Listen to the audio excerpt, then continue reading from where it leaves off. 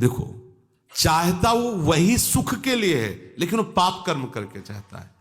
अखिल लोकों के स्वामी भगवान कह रहे हैं, मैं तुम्हें जो चाहिए वो दूंगा।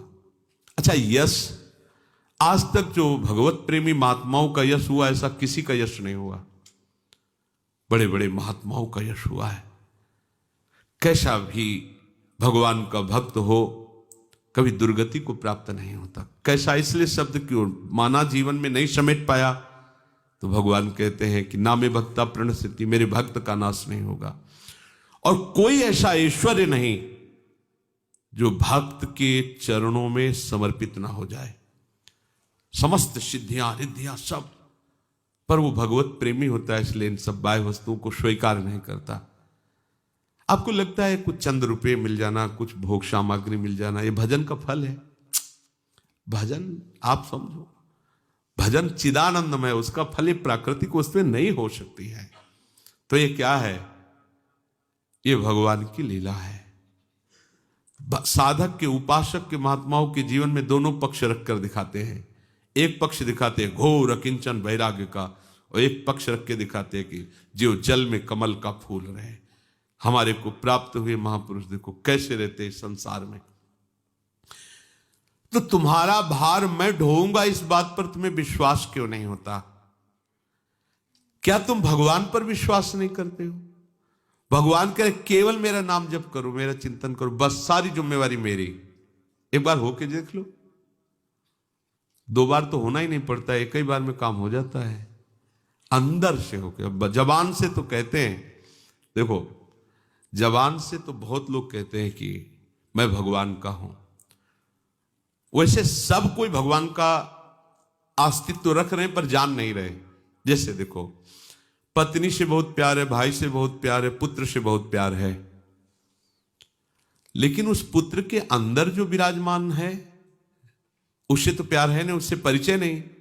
पर जब वो मर जाता है, अर्थात वो चला जा, अंतर ध्यान हो जाता है, तो उसी पति के पास बैठने में डर लगता है। 2 लोग अगर रात्रि भर वो कमरे में वहां रुकना है, सुबह फूंकना है, तो लगेगा अकेले नहीं रुकूंगी, 2 लोग साथ रखो। क्योंकि बोले क्यों? वो है नहीं ना। कौन? उसका उत्तर उसके पास नहीं है।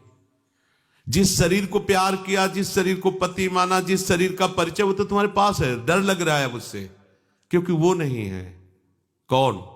उसको जानती नहीं है, पर कहीं ना कहीं आदर उसका ही था।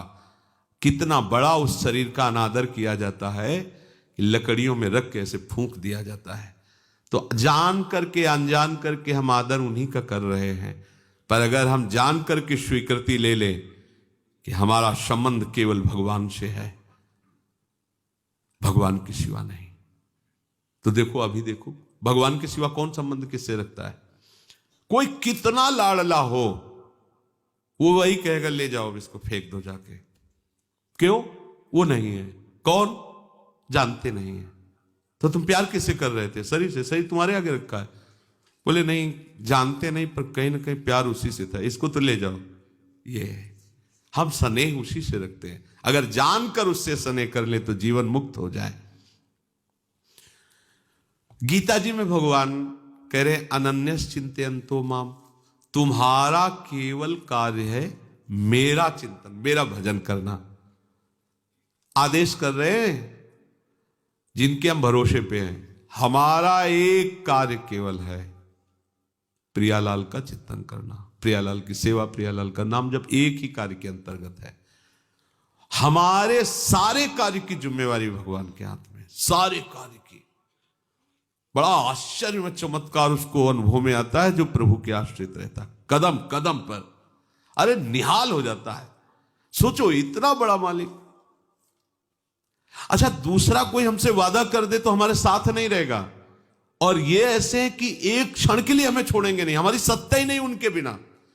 ये भी नहीं कि आज वादा करके जा रहे हो, कल मुकर जाओ तो, हमारा फोन ना उठाओ तो हम फिर क्या करेंगे?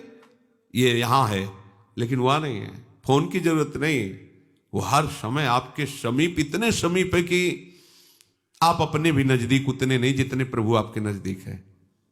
आप अपने भी नजदीक उतने नहीं जितने प्रभु आपके नजदीक है। केवल अनन्य चिंतन जो करता है, दूसरे किसी का आश्रय नहीं, दूसरा कोई बल नहीं, ये बहुत बड़ी सामर्थ्य इसमें है। ये कोई साधारण श्लोक नहीं, साधारण शब्द नहीं है, बहुत बड़ी सामर्थ्य। बस हम रोज सुनते और निकलते चले जा रहे हैं बड़े बड़े मंगलमय शब्द, पकड़ एक भी नहीं पाते। इसलिए प्रारंभ में कहते हैं कि श्रद्धा विश्वास पूर्वक सुनो, एकाग्रता पूर्वक मनन करो और उसे जीवन में धारण करो, अपनी धारणा बना लो।